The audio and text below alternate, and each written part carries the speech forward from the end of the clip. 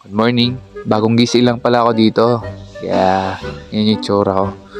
Around 4 a.m. pala nung nagising ako. Kasi, kailangan nating maging maagang gigising ngayon dahil may seminar tayo.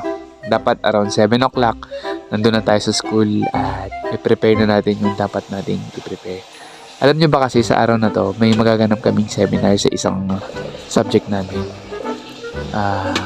Sa kaalaman po ng lahat, 2 days before the seminar ay talagang aligaga kami sa paghahanda. Kasi rush hour na lang din to na pag-prepare ng aming seminar. Pero sa tulong ng aking mga classmate na aking mga kasamang officer sa aming classroom, 4-2, ay talagang nagpapasalamat naman ako dahil todo effort naman sila sa pagtulong sa akin, lalo na sa mga sama ko from Vice President, sa lahat ng officer sa classroom namin ay talagang nagpapasalamat ako sa kanila dahil magiging successful itong seminar namin. Kaya kitang-kita ko nga pala ngayon yung samahan at talagang pagkikipagtulungan ng bawat isa sa amin.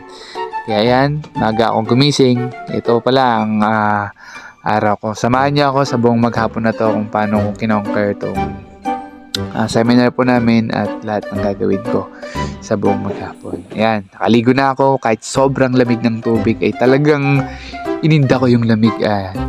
Talagang alangan namang alangan na papasok ako na hindi ako naligo, di ba?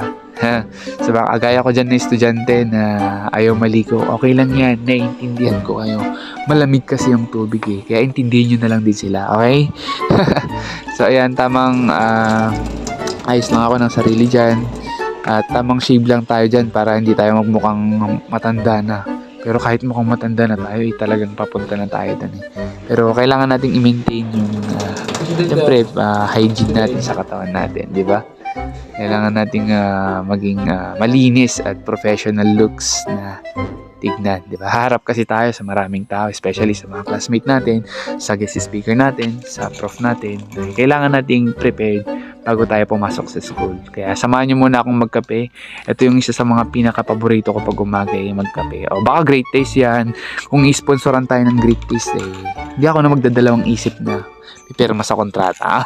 Malay nyo, di ba? Maging endorser tayo ng kape. Kasi mahilig tayo magkape. O, di ba? Wala namang imposible doon, di ba? Yan na nga si Hans, nakagising na nga siya at prepare na natin yung lulutuin natin. Walang iba kundi ang paborito ng lahat ng mga nagbo-boarding, mga boarders dyan. Walang iba kundi ang Pansit Canton. So bago yan, nilabas ko muna yung kape ko. Ito nga pala yung Lobo na biscuit. Ayan, medyo maliwanag na ang panahon. At kailangan nating bilis-bilisan yung pagkilos natin. Kaya at magpapaprint pa tayo mamaya sa may labas. So ito na nga, lalagay ko na yung Pansit Canton. At prepare na natin. Tatakpan lang muna natin. Hitayin lang natin ng ilang minuto at kukulo na yan. Ayan, kumulo na nga at hinango ko na. Tatanggalin ko na yung tubig. Pasensya niya kayo dun sa aming sagatan ba yun? Oo, sa Ilocano. May malunggay kasi yan. Oo, pampalakas yan, pampasarap. Pero kagabi yan, malinis yan. Huwag kayong mag-alala. So, yun na, natanggal ko na yung tubig. At next ko naman lulutuin ay ang baka na ulam namin. Hindi ang Lucky 7 corned beef. Tama ba? Yan, medyo pinapaaboy ko nga dyan pero ayaw umapoy eh. Yan, masarap yan, baka eh. O yan, tamang halo lang natin sa baka natin. Sa mga nagtatanong dyan, magaling pala ako magluto ng imbaliktad. Oy, makakagaya ko kayo na imbaliktad din yung specialty nyo na luto. Ibig sabihin, yung madali lang lutuin, yung i-flip mo lang ay luluto na. So ayan, tara, pasok na natin yung ating mga niluto at samahan nyo na akong kumain kasi anong oras na dito. Tamang pray lang natin dito at tara, kain na tayo. Nag-aapura na pala akong kumain dito kasi nakikita ko mga around 6 na dito eh. At syempre after natin kumain, kailangan natin mag-toothbrush para hindi mag-amoy baka yung bunganga natin. Ayan, papasok na ako. Ipapakita ko sa inyo yung aking suot. Yan nga pala yung org shirt namin na JPCS. Yan, outfit check. Yan, medyo mataba na yung tiyan natin. Sorry. So ayan, okay naman na tayo. At lalabas na natin ang ating Ducati. Ang ating XRM 125. Yan ating service na si Baby Tardy. Yan si Tardy. Ating gamit-gamit na legendary XRM. Pasok at ipapakita ko yung kaganapan sa inyo dun sa aming school. So medyo makulimlim dyan at hindi naman sobrang init, saktuhan lang. Kaya tara, punta na tayo. Bago pala tayo pumunta ay nakita ko na nakakonti na yung gas ko. Kaya syempre, pagas tayo. Pagas tayo sa ating bebe na si Tardy. At dito na tayo sa Dataland at papaprint lang tayo ng papapirma natin sa ating deed yung letter natin about sa seminar. Nakalimutan kasi papirmahan kahapon kasi sobrang busy din. Naging gayon din ating deed. Sayang na, nakapagpaprint na tayo ng ating letter. Kaya salamat sa Dataland dahil nakapagpaprint tayo. At dito nga pala ako nag-aaral sa Isabela State University, Itiagi Main Campus. Ayan, dito na tayo sa may CAS. Pupunta na tayo sa ating room. At kung makikita nyo ay hindi ko na dyan dinagdag yung ibang mga clip na paghahanda ng mga speaker kasi hindi ko na nag-videohan. So sa part na to, yun na, nagsasalita na ating guest speaker. Maganda yung kanyang tinuro about sa leadership. Talagang ma-enhance din yung sarili natin.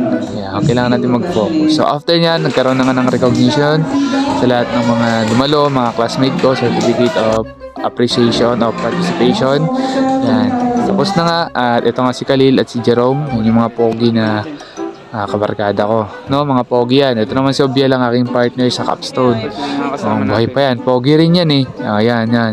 Ano mga pala mga kabarkada ko. At tara, samahan natin yung si Obiel dahil pupunta daw siya sa crush niya. Joke lang. Pupunta siya sa sir niya dito sa may CAS. Dahil ereg kasi siya ngayon eh. May back subject siya at titignan niya yung grade niya. Yan nga pala ang ating device na binuo. Medyo buhay na. At yun na siya. Kasama niya yung kanyang prof at tinitignan niya yung kanyang grade. Pasado naman daw siya. At pumunta na kami sa boarding at inaayos na namin itong aming device para sa aming thesis or capstone. Ayan, medyo working na siya. Hindi medyo, working na nga siya eh. Pero may mga i-adjust pa, dapat ayusin at praying na maging okay lahat. Ito na yung output na pinag-aabalahan namin sa paggawa ng aming thesis. Walang iba kundi ang aming thesis. Ayan o. Ayan si Obiel o. Pwede kahit sa ulo. Kaya tinetry lang namin, pwede sa braso. Diyan talaga siya. Kaso, tignan nyo, may mga wires dyan. May takip pa yan. Yan na. Pero pa namin yung tatapilian. Kaya nandito na kami ngayon sa near Sewing Services sa harapan ng school. Papatahin na natin yung ating device. Try dito. Okay lang ba? Okay lang.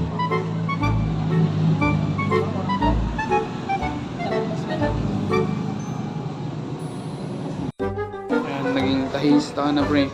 Ha? Laki yung isa ayaw nasa ibabaw. Yan yung sa ilalim niya tita, sakto na lang yun tita. Ayan.